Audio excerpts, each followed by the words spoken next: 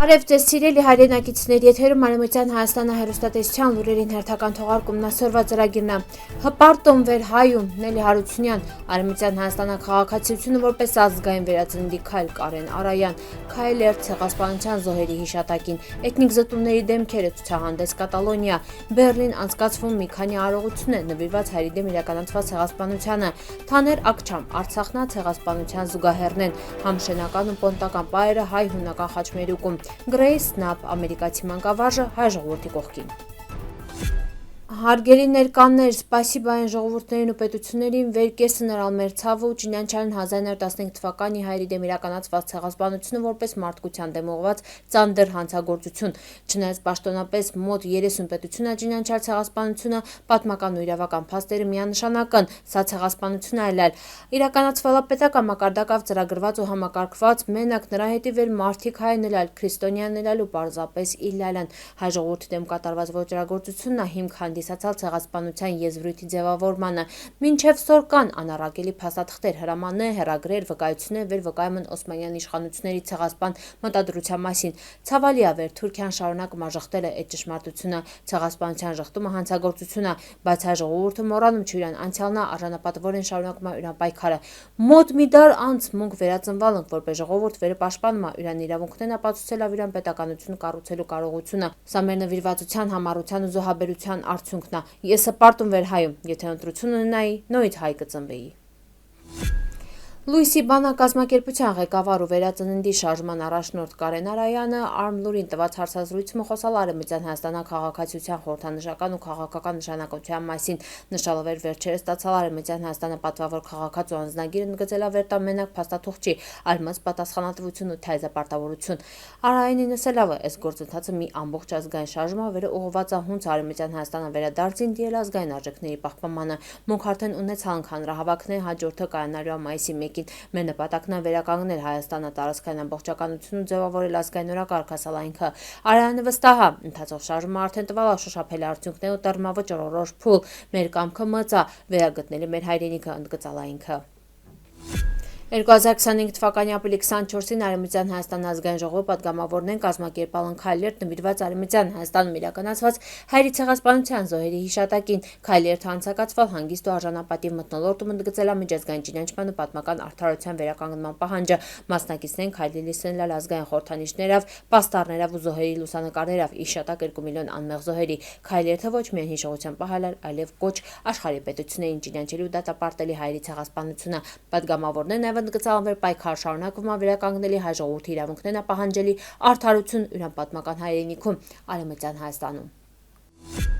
Սորե Կատալոնիայի խորհրդարանը մոպեցվել էթնիկ զտումներին դեմքերը ցուցահանդեսը վերին հեղինակն է իսպանացի լուսանկարիչ Անդրեո Ֆերնանդեսը։ Ցուցահանդեսին պետք կատարել խորհրդարանի նախագահ Խոսեփ Ռուլը։ Արցախ 2023 թվականի Անդրեո Ֆերնանդեսը 2023 թվականի սեպտեմբերի մեկնածալալ Հայաստանը Վայքի շրջան ու Գորիս, ունդեղ լուսանկարածալալ Արցախից եկած փախստականներին։ Կատալոնիայի Արարատ միությունը համագործակցել է Բարսելոնայի մշակութային միության հետ, հունցը նաև ստանալավ Սանտա Կոլոմայի քաղաքապետարանին Ֆերոլան ընկերության ու Կատալոնիայի խորհրդարանի աջակցությունը իրականություն դարձրալ ցուցահանդեսի կազմակերպումը։ Հունցը նշալ է օրերին հետ զրույցումը Կատալոնիայի Արարատ միության նախագահ Սարգիս Հակոբյանը իրենց նպատակն է վեր հայ ռազմագերիներին ազատարձակման Արցախը թեմայով բարձրաձայնելը Կատալոնիայի խորհրդարանում այդպիսով ազդելով նաև քաղաքական դաշտի իրադարձն առաջնային։ Սարգիս Հակոբյանն նաև շնորհակալություն է հայտնել Կատալոնիայի խորհրդարանի նախագահ Խոսեփ Ռուլին ջերմ ընդունելության հետի։ Բեռլին Էստարի տեղի ունենում հայերի ցեղասպանության զոհերի հիշատակի նվիրված մխելամիջոցառումն է վեր մեկնարկալն ապրիլի 12-ին երկխոսություն քննարկման ու կոնցերտավոր շարունակվելու մի քանի ամիս ներառելով ցուցահանդեսներ, կինոդիտումներ, խաղաղ ցույցեր, հուշ երեկոներ ու այլ միջոցառումներ։ Ապրիլի 16-ին Շարլոթենբուրգ Վիլմերսդորֆ թանգարանում պետքվալա վերհիշել հայկական սփյուռքին հետքերը խորագրավ ցուցահանդեսը, ապրիլի 19-ին Արագիլ սրճարանում ցուցադրվալա Սիլվա Խնկանոսյանի հռու Միչիգանա ֆիլմը վերը եզրափակվալա Հազարան խմբի համերգալա։ Ապրիլի 24-ին Բեռլինի պատգամավորական տանը կազմակերպվալա հուշ երեկո նվիրված ցեղասպանության անմեղ զոհերի հիշատակին Գերմանիա հայոց թեմի ու Գերմանահայոց կենտրոնական խորհրդի նախաձեռնությունով։ Ելույթներով հանդես են եկալ թեմի առաջնորդ Սերովբե եպիսկոպոս Իսախանյանը, նախարար Ջեմ Օզդեմիրը, խորհրդի նախագահ Յոնաթան Շպանգենբերգը եւ այլք։ Թորք հայտնի պատմաբան Ակչամովեր միջազգային հանրության մեջին հայտնի է իրան դատապարտիչ դիրքորոշումով Թուրքիայի կողմից հայերի դեմ իրականացված ցեղասպանության իրականացումին վերաբերյալ նորից անդրադարձալա այս թեմային ընդգծելավ իրան սկզբունքայնությունը, բայց Էզդոնյա քննարկման կիզակետում նաև Արցախում Ադրբեջանի կողմից իրականացված ցեղասպանական գործողություններն են։ Պարոն Ակչամը հաստատալավ էր մասնակցալա բողոքի ակցիաներին ի նշան Արցախաժողովրդի իրավունքների պաշտպանության։ Իրան համոզումով անկախ թահունցն բնորոշում Արցախի իրադարձություններին, դրանք հստակորեն կարելի է դասել որպես մարդկության դեմ գործած հանցագործություններ։ Հույսոնին վեր Արցախահայերը կրլականն վերատիրանան իրենց իրավունքներին, թեև մծ հույսեր չունի։ Այս դեպքերը ցավալիորեն հիշեցնում են ցեղասպանությունով փրկված հայերի ճակատագիրը, նշել է ինքը։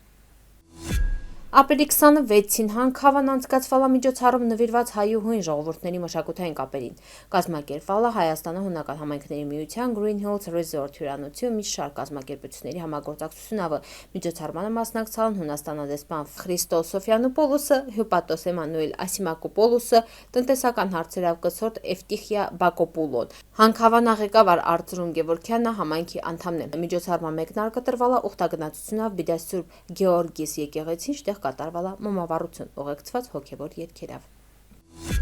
Գրեյս Հայլի Նափ ամերիկացի միսիոներուհի ու մանկավարժ 20-րդ դարի սկզբներին ծառայելա Խարբերտ նվիրվելով իրան աշակերտներին է շրջապատող հայ համայնքին։ Ինքը մի ամբողջ կյանք նվիրալա ուսուցմանը, խնամքին ու հայ ժողովրդի առօրյա կյանքին հոգևոր տոկունության վավերագրմանը, իրան գրվածքներից հատկապես Բիթլիսավ ողբերգությունը ոչ միայն պատմական վկայությունն, այլև խորին հարգանքի տուրք հայ ժողովրդի տոկունությանը, հավատին ու մշակույթին։ Գրեյս Նափը հայ ժողովրդի կողքին կաղնալ կարեկցանքավ ու արժանապատվությամբ դառնալա բարեկամության, հարգանքի ու հարատև համերաշխության խորհրդանիշ։